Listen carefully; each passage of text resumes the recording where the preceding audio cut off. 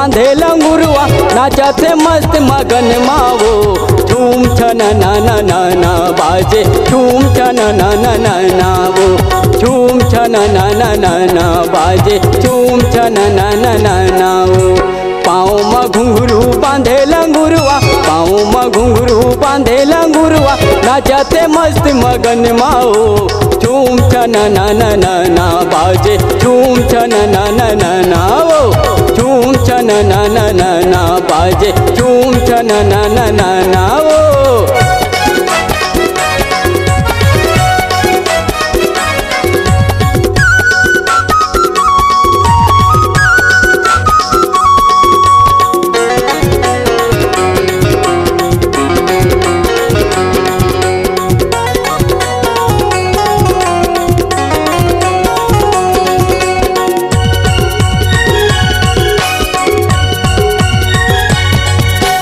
गणेश देवा मांदर बजावे कोयली गीत लगावे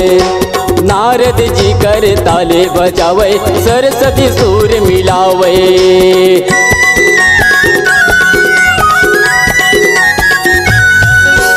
गणेश देवा मांदर बजावे कोयली गीत लगावे नारद जी कर ताले बजावे सरस्वती सुर मिलावे बरुआ झूपे बैगा मनावे बरुआ झूपे बैगा मनावे छिचे चाउर काली पिउरावो झूम छन ना ना ना ना बाजे झूम छन ना ना ना ना वो झूम छन ना ना ना ना बाजे झूम छन ना ना ना ना वो।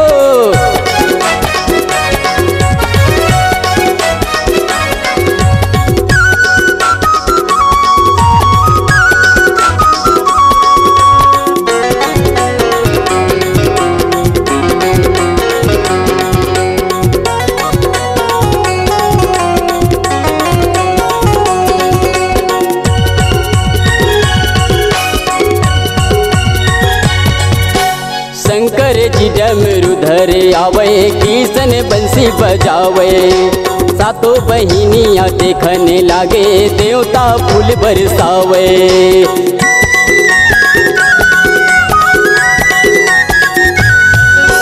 शंकर जी डमरू धरे आवे किशन बंसी बजावे सातों बहिनियाँ देखने लागे देवता फूल बरसावे मगन हो के टेकन गिरी हा मगन हो के टेकन गिरी हा गावत है तोर भजन लाओ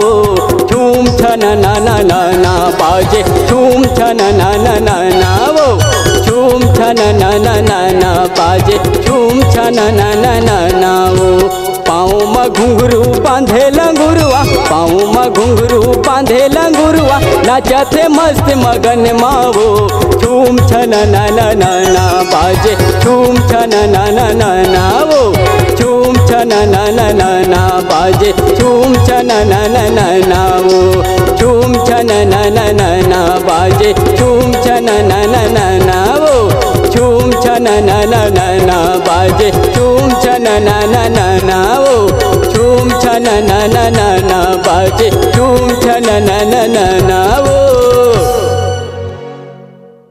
अगर आप अपनी आवाज को एक नया आयाम देना चाहते हैं तो चले आइए मल्टी ट्रैक डिजिटल रिकॉर्डिंग के लिए संपर्क करें HK म्यूजिक कंपनी कोटा डबरी चांपा छत्तीसगढ़। मोबाइल नंबर है 9329238487 और 8085380339।